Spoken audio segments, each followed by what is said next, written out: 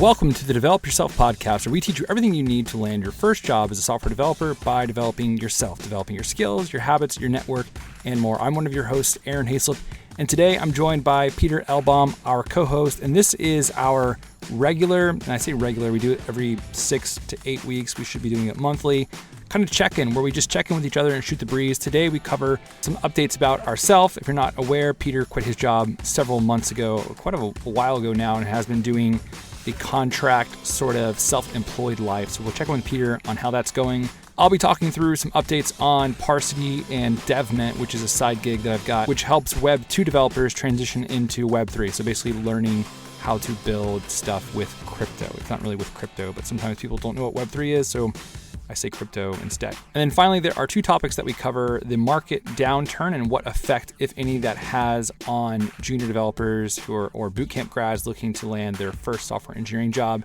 And then we talk about this idea of process over results. There's been a podcast recently I did on that. It is episode number 39, but Peter gets to weigh in, and he's actually the one who gave me the phrase process over results, and he heard it from somebody else, yada, yada, yada.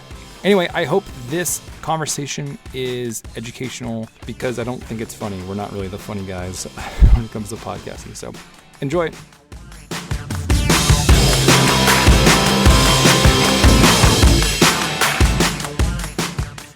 All right, man. I don't know where to begin.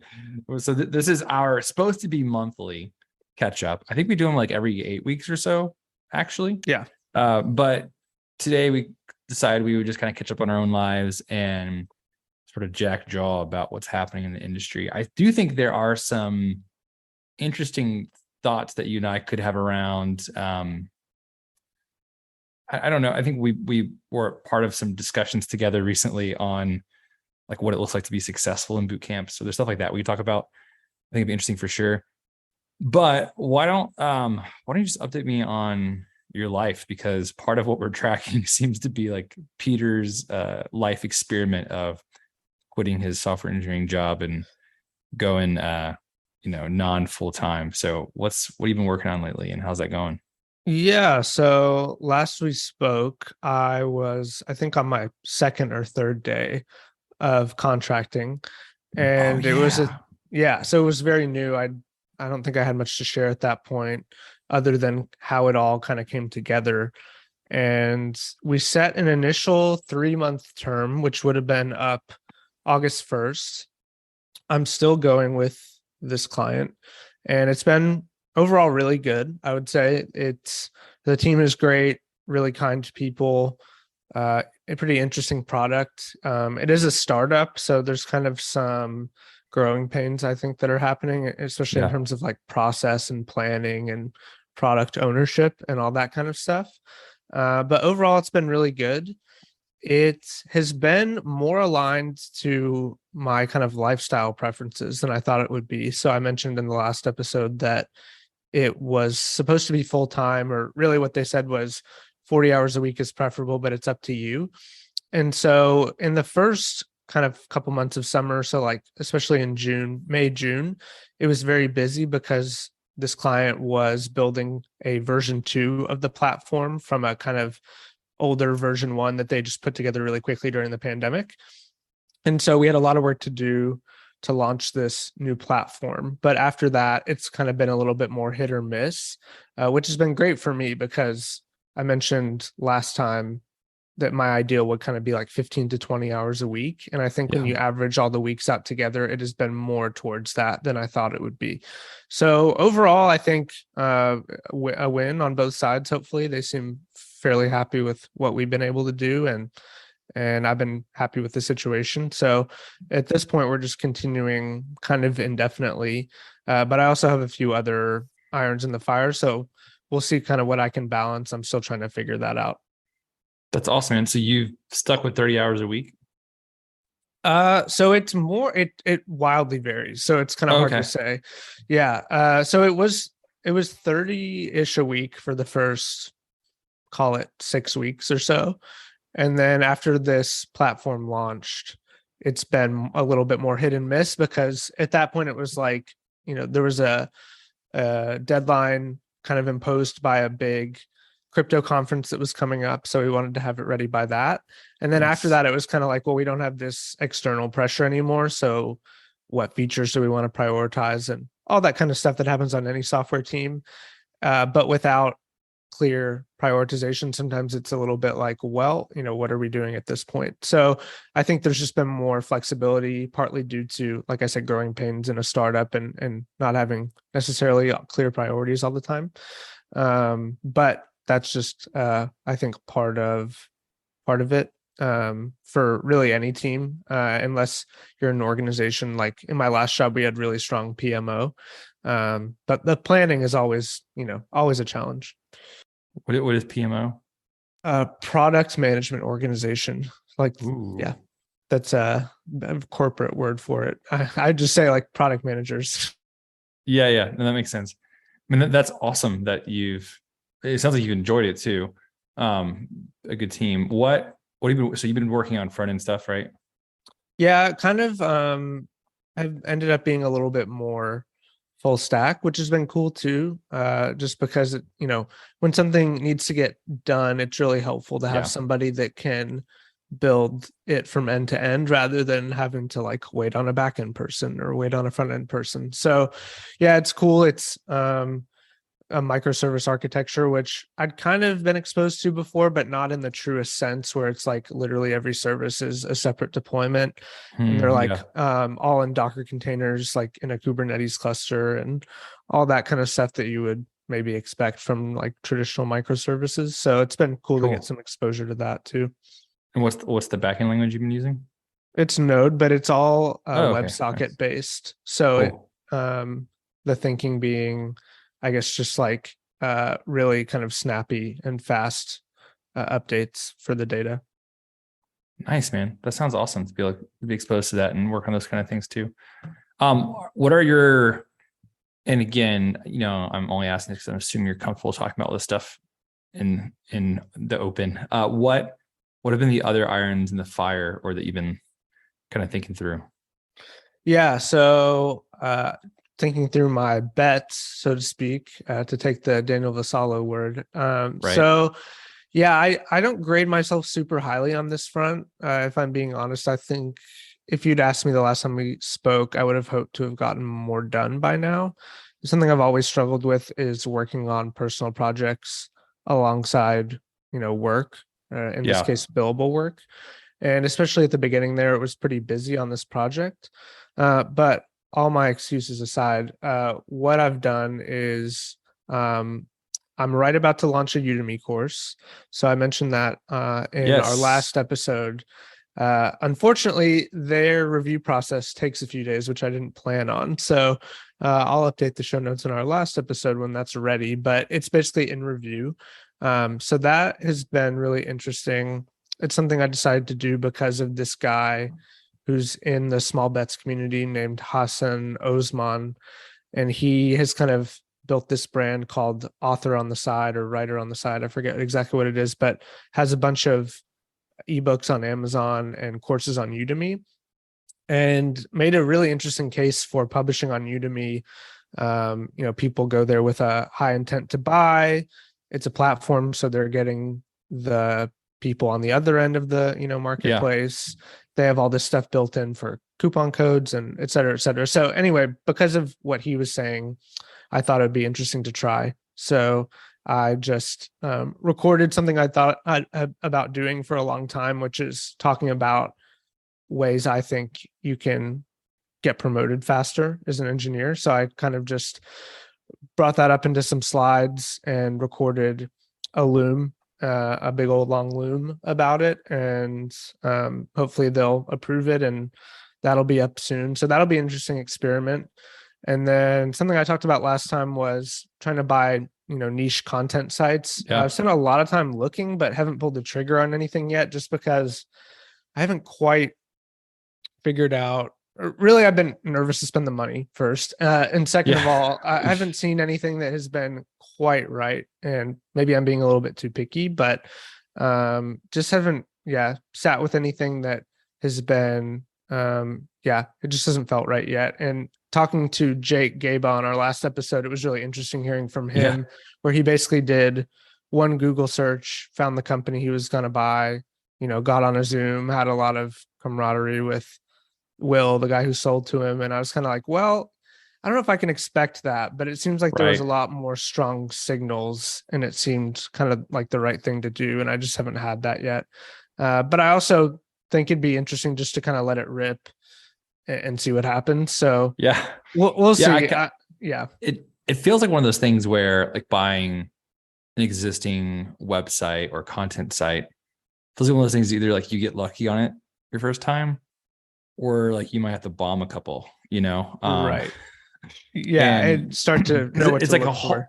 It's such a new thing to walk into. It's not like buying real estate where it's like, you should be able to be pretty successful. Like if you buy a rental that's been rented before, has rental history, and same thing with the content site, probably like if it's generating revenue already, then you should probably expect it to hopefully generate similar revenue after you buy it. But if it's one of those ones where there's just a lot of traffic and you have to like convert to revenue, like that might be, you just might have to kind of crash and burn a little bit, before yeah, there's all kinds of stuff. And especially on Flippa, like part of me feels like maybe I should actually go for a SaaS and pay a little bit more and go on a platform like MicroAcquire. Because Flippa is kind of notorious for not necessarily having the highest quality stuff. And yeah, just a lot of like sites from places where maybe the owner doesn't speak great English, or you can see that the traffic and the revenue has fallen off a cliff recently and they're just trying to offload it, stuff like that. So I feel like there's just a lot of garbage to kind of wade through, and I'd prefer not to do that. So we'll see what happens. Yeah, that's cool, man. I do think you're right. Like it's tough to do more than one thing at once, it just is. I think I'm realizing that in my life currently. It's just hard to try and do multiple things at one time. It takes a lot of discipline to like divide. For me, like I need like deep, like buckets of like deep work, I need like 4 6-hour chunks. I can't context switch quickly. Like I couldn't, if I was in your position, I couldn't go from, working on this contract gig and then like do 30 minutes or an hour of, I'm going to buy and flip a business, Yeah, it's tough. I've always struggled with having more than one big project going on at the same time. So I'm still figuring out how best to do that. Yeah, for sure. I don't know. And I always am curious, to be honest, if it's possible, like, is it actually possible? Like, there's a lot of people that, I think we follow a lot of folks online who make it seem like, one of the things that's big, and we had Justin Welsh on the podcast who was awesome, but his tagline is sort of basically that he's building a portfolio of businesses up to $5 million in annual revenue. Like, and it paints this picture where it's like, okay, this guy is building a bunch of different businesses. They're all going to do crazy well. And if you break down what he's actually doing though right now, is he just writes content, and sells courses on that content. Like it's sort of one business, and maybe he has different revenue streams for that one business, but he's basically selling this life as a solopreneur. And like, that's the business. It's not, I build software for these folks. I am over here building a content site, Right. So I'm not sure, man, if sometimes you just have to, and I'm kind of rambling here, but I have some friends who probably aren't listening to this podcast, so I'll just talk about them. They do mortgages in Houston, and they kill it. Like they're like making a killing, basically. I don't know what mortgage people do, but they make a lot of money doing mortgages. Like getting people their mortgage.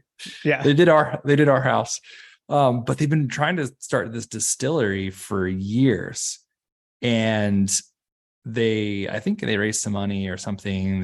They even rented a place. They found a partner to like distill this tequila in Mexico, and they're going to brand it and bottle it in Houston. And they've been like, I mean, it's been 5-7 years and they don't have anything. And they expect that they should be able to hire basically someone who would work as an admin to like help them start it. But it's basically like, unless you're willing to take a year to like not take a salary and do this. Like something of that scale just isn't possible for them, you know? And I think right now what they've got is in some ways golden handcuffs. You know, that phrase scares me because I get scared of doing that too at some point in my life. But yeah, anyway, I'm kind of rambling, but I think it takes large pushes depending on, you know, what you're working on, I think in some season. Yeah, especially something capital and production intensive, like starting a spirits brand. Yours is a little bit more possible, I think, than starting a spirits brand. Yeah, let's hope. It's just, it comes down to your time and focus and stuff, I think is the point. Yeah, that's awesome, man. Well, good that the contract stuff's going better than you expected. Hopefully you'll get some traction soon on being able to invest more time in the other things. Yeah, that's the hope. And if nothing else, kind of, I see the contract work a little bit as funding the other stuff. So, you know, the longer I do it, the more capital I have to go throw at some sketchy website on Flippa. Hopefully not, but you get the point. So anyway, you'll have a runway. Yeah, that's good. Yeah. How are things with you guys? You moved. We talked a little bit about that last time. So that's probably the big news, I imagine. Yeah, it is. I think probably the bigger news, and this may have nothing to do with coding, but so we're in Austin. And my wife started as a third grade teacher at our neighborhood school, and all three of our kids are at school. They're in pre-K, kindergarten, and second. Yeah. And man, teachers just, it's terrible. Like it's so bad right now for teachers. They have so much on their plate, and basically, like Sarah walked into the school sort of energized, and then realized that everyone who's there is just burnt out because they went through COVID, you know? And so it's like most people have quit if they could. And so those that are there are basically there because like, what else are they going to do? Like, how else are they going to make money? Like this is the job they signed up for. And so it's been really stressful. She's working like 80-hour weeks. And I'm like in the process of trying to like balance all the things I've got going on. But I'm also like trying to take over all of the kids' things, you know, like to be frank, like she was stay-at-home mom for, you know, almost 8 years. And so she kind of took everything over. Like I don't have this philosophy that I'm going to work and my wife should like do everything else. I don't think I'm a chauvinist. I do think, if I'm honest, like I've grown over the years of, I always talk to her and say, hey, the first year that we were married, like I realized that most mornings, we're not the first year we were married. The first year we had Isaiah, or who, you know, when he was born, most mornings I'd wake up early and I would like bike to the gym, work out, and like bike to work, and I come home. It was just as if like, I never thought about like the morning, maybe my wife would want to like go to the gym in the morning while I watch our son. And so I've grown a lot in all these things, and always try to take on, you know, as much as I can and share responsibilities. But now it's like, okay, we have no choice, right? Like my wife cannot do any of these things right now. Like just can't, doesn't have capacity to. And so what I've tried to do is go, you know, like start up on it, and full tech and automation. Dude, I've got a Notion board. It's called the Family Operating System. Nice. And it's got like our grocery list. We've got SOPs. We have weekly review script. I like set her up on a hey.com email so that like she can like filter out all of the emails that like aren't good and that she doesn't need to know about. I've like taken note. So far it's going, that stuff's going well actually, because she's just that fires me up. You do it. You do it, you know? And so even this week it was like the grocery order was, you know, order on HEB, which is a baller grocery store chain in Texas. Curbside delivery. I've been like making the dinners. And so that part's been kind of fun, but it's definitely been stressful. Like that's probably the most stressful thing happening is it's the second week of school and we're all, you know, figuring things out. Yeah. And then I think, you know, adjusting to being in the new place, and then Parsity and devMint, Parsity's going well. I think, you know, it's always, and you're in this obviously, and even more than I am right now, because you've taken over a lot of things, which has been awesome. But I think it's always going to be an eternal balance of the hardest thing is having, I think you and I have gone through this recently, of students who, what's the best way to put this? What's the phrase that you said that I was so psyched about? Process over results. So yeah. And I said this, like, I think I made a whole podcast episode based off of this. And I think you got it from somewhere, right? Yeah, I mean, Ali Abdaal always says journey over destination, which he took from Brandon Sanderson. So everyone takes it from somewhere, but yeah, nothing new under the sun, cliche and trite, but it exists as a thought in society for a reason, I think. But I'm always trying to figure out, like, is there a way in which at Parsity we, or any, I don't even know if I should say at Parsity, but that I'm always hesitant, and this is kind of like sensitive things to say on the podcast, but like, should we be actively trying to filter out students who don't have that mindset of process over results? And just to kind of summarize what that mindset I think means for, bootcamp students, it's, can you basically embrace random tinkering, problem solving, struggling, playing with the code, asking questions of it, being curious, instead of just being like, my code don't work, please help, because you don't learn anything in that process. And I'm oversimplifying, this whole thing. There's an episode back somewhere recently that I did on that where we went deep on it, or I went deep on it rather. But should we be trying to like filter those people out, or is there a way that you can, like, is it, I guess, nature versus nurture of that kind of quality, and I think in some ways Dev 30, when I made that, like, it was solving two problems at once. One of them, which was, oh, we just need a better prep course. Like, we need a better course to prep students for Parsity. But the other one was like, can we go deeper, where sort of forces you to think through like mindset things with the mindset podcast. It makes you like engage on LinkedIn, start building your network. And so I don't know, that's one thing I've been thinking of. Then I guess the other update, that's probably my Parsity update, I guess, with devMint, is just kind of like give you some building out loud thoughts on it. We're running a small cohort right now. To be frank, Brian Schuster, co-founder, is doing majority of the work. He's full-time. I'm not. Somehow Brian is awesome and just said I could go without a salary for a while. So sweet. Thank you, Brian. That sounds awesome. So we're not paying ourselves anything. We have a small cohort who basically paid us deposits to be part of the first cohort.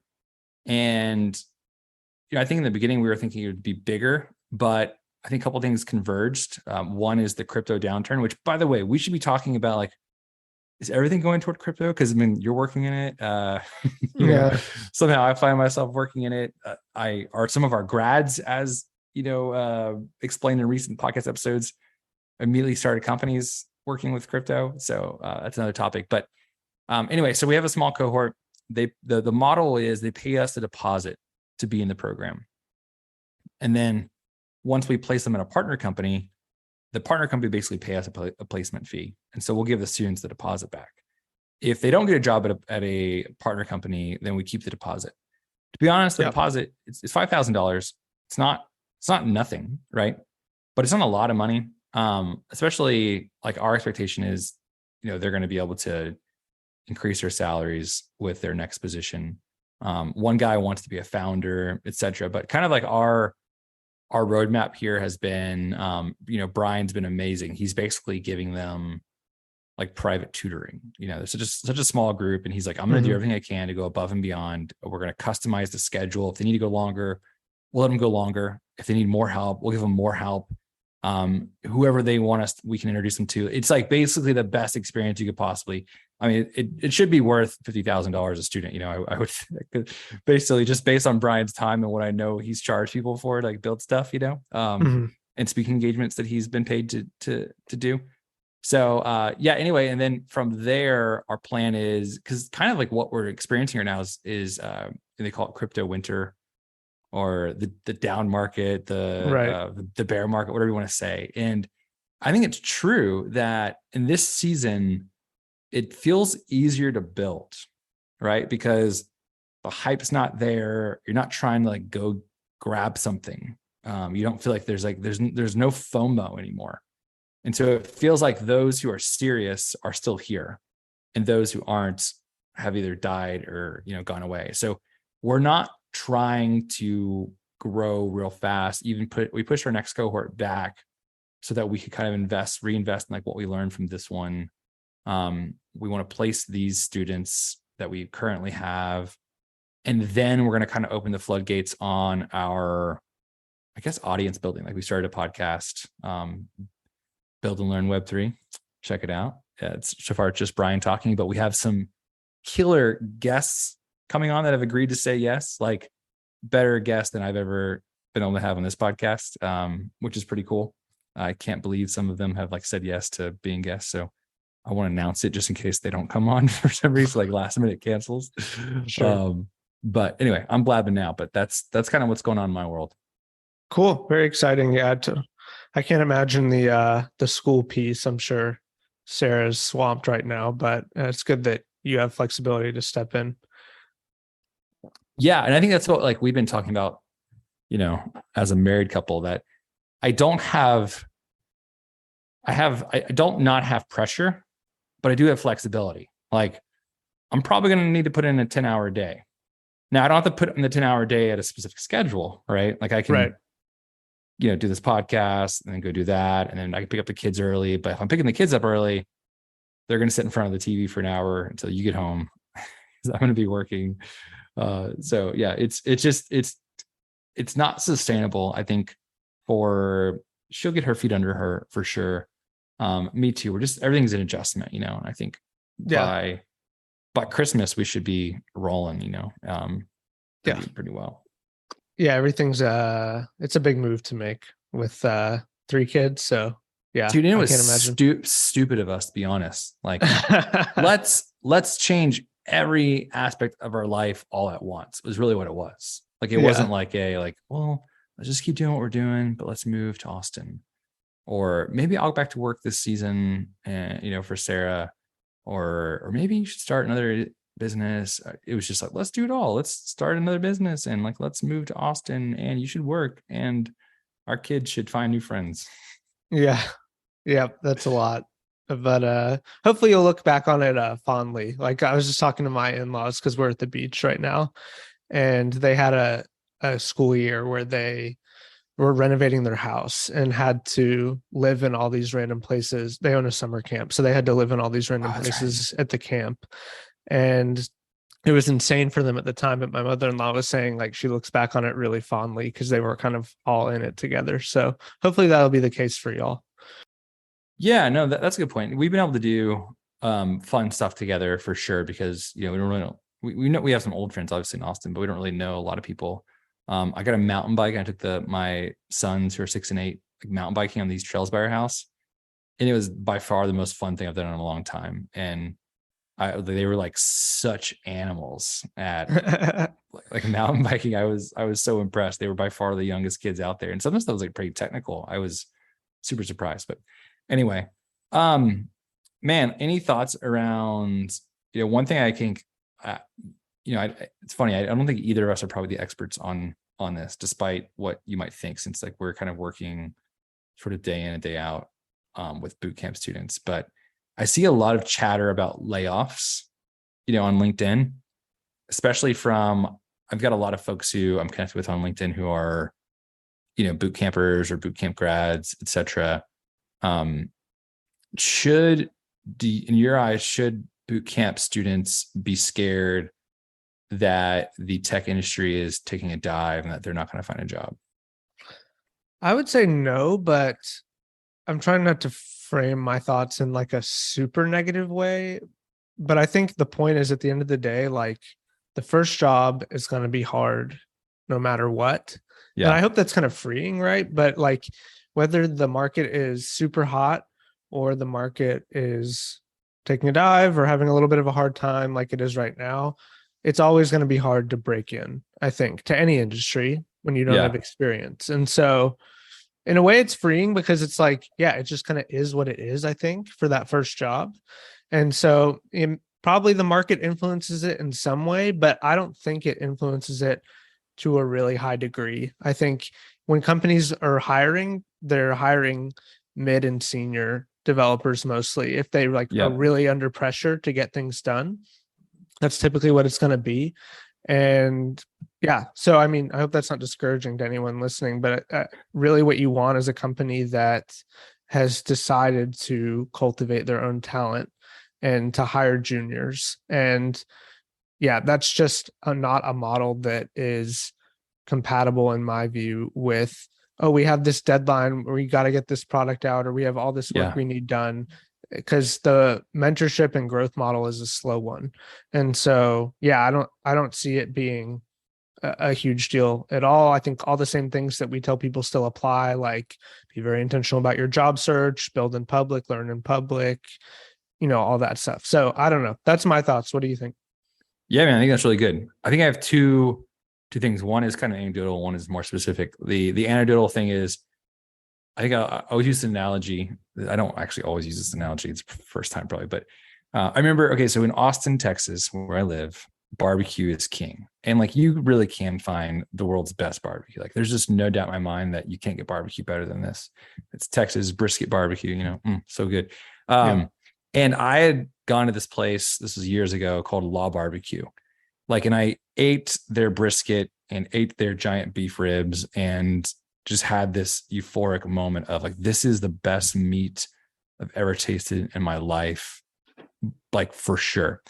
And then someone was like, have you ever been to Franklin Barbecue? And I haven't. I still haven't. It's like the most famous barbecue place in the world is probably Franklin Barbecue.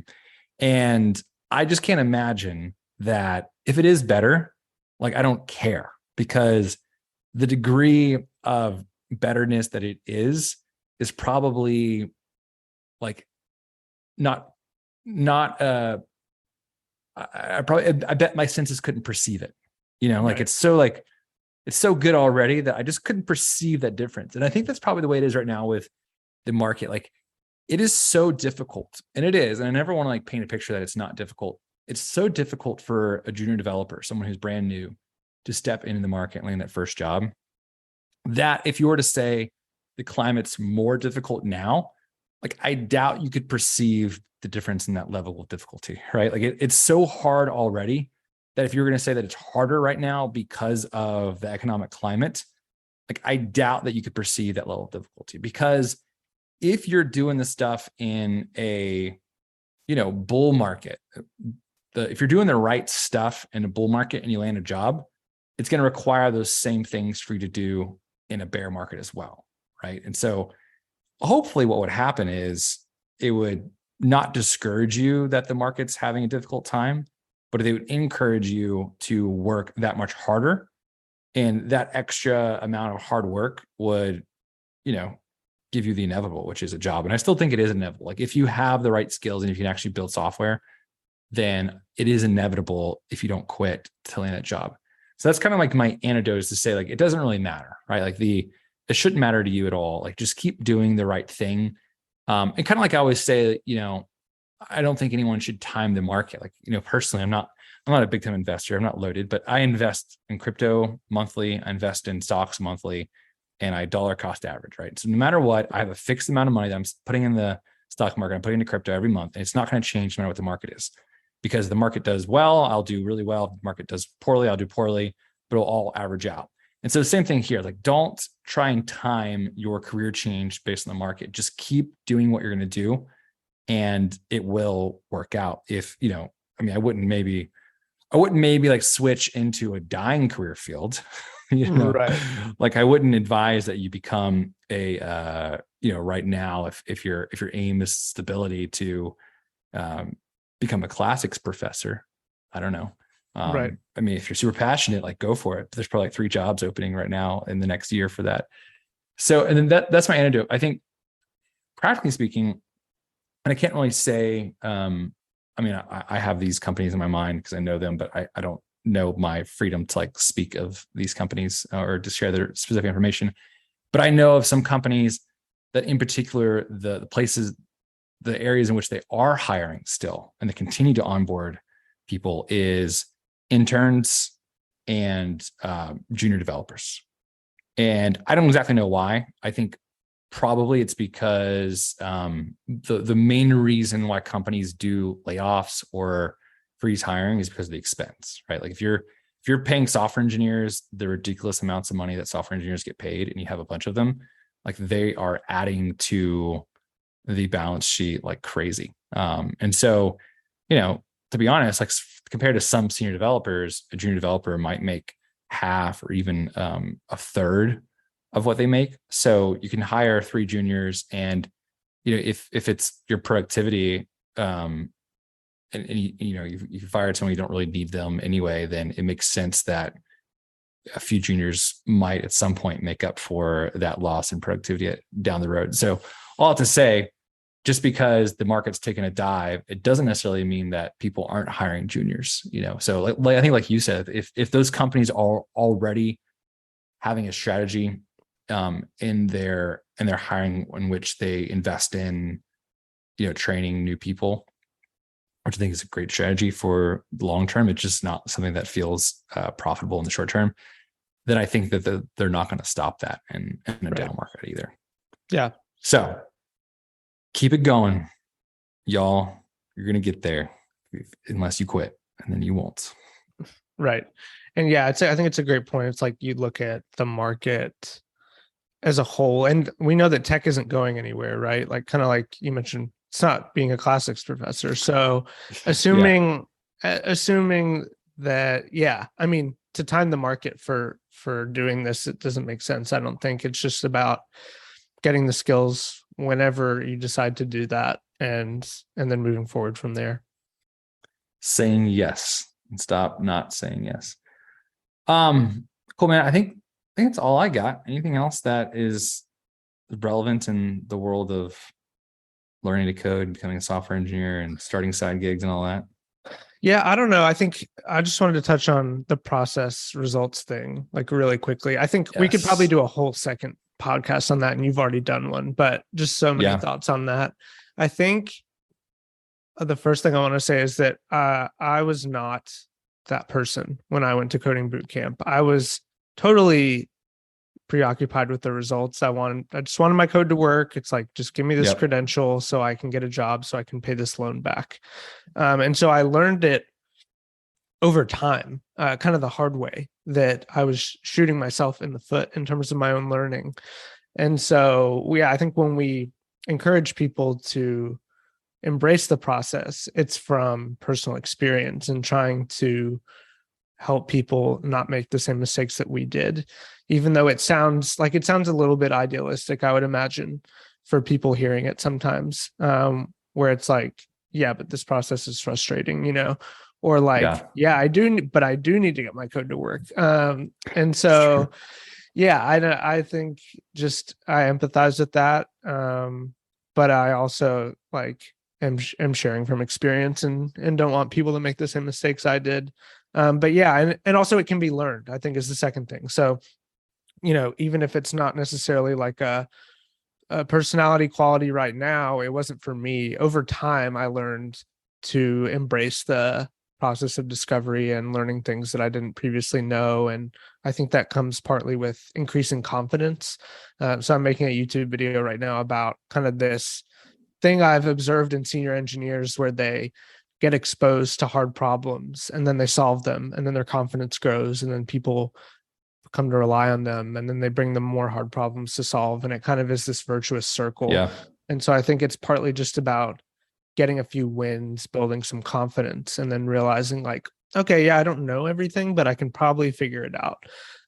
So I don't know. I think the best coding bootcamp students when I was in coding bootcamp, and the ones that we have seen, embrace that process. But I think I can understand why that's hard to do. Yeah, no, for sure. And I think that's an important thing to point out, which I appreciate you did, that it can be learned, right? And I'd probably say the same thing. I don't think I was the best bootcamp student in the world, for sure. And I think I learned some of that along the way as well, because either you do learn it or you quit, you will learn it if you keep going. And if you get fired because you didn't learn it, then you'll learn it if you want another job. But I don't think that will happen. Right. One thing I'll say too, and this is probably a really silly thing to say, but I've seen a lot of people talking about, to your point about confidence, comparing like working out to basically becoming a better software engineer. And I do believe in the phrase that how you do anything is how you do everything. Mm-hmm. And it's this idea that like, even if you, because I think it's hard for boot camp students, because like you're sitting there in a position where you're just bad, right? Like everyone's bad. Like you're terrible at this thing that other people that you've seen are good at. And it's really hard. It's like I think it feels nearly impossible to learn. And of course your confidence is going to be in the dumps. And I always say, like when you're in the job search process, at least, that the most important kind of asset that you nurture and take care of is like your own confidence. And I'm not talking about like, I don't know, what's the word I'm looking for? Like what's the word? Like pride, like self-aggrandizement. Yeah. Self-esteem, maybe. I'm not saying that like you need to like find yourself and those kind of things necessarily, but like doing things like working out, is helpful. Like doing other things in your life where you're confident, like taking care of relationships, being responsible, like paying your bills on time, waking up early, eating a healthy diet, like avoiding alcohol, like stuff that makes you a mature adult, that even I, as someone who's, mid 30s with 3 kids and 10 jobs, like struggle with often. Like those things, I can tell the days when I wake up early and I read, or I work out, or I skip a workout, like those days where I actually do the things, like I'm more confident as a person. And it definitely plays into, if I was in that position, and it did, because I was in that position at one point, it definitely played into whether or not I like went out on a limb for those hard things, or I was willing to embrace process or random tinkering or letting things be hard. So that's just something I would say is like, if you're in that position, like be good at the other things that you can be good at. Like don't quit that stuff, because you're not like, there's not coding you, bootcamp you over here, and then, husband, father, son, brother, friend, whatever over here, and then like healthy person over here. Like you're just one human. And so embracing and working on any of those other parts, I think will help you be better at the part that's probably the hardest right now, which is this learn to code piece.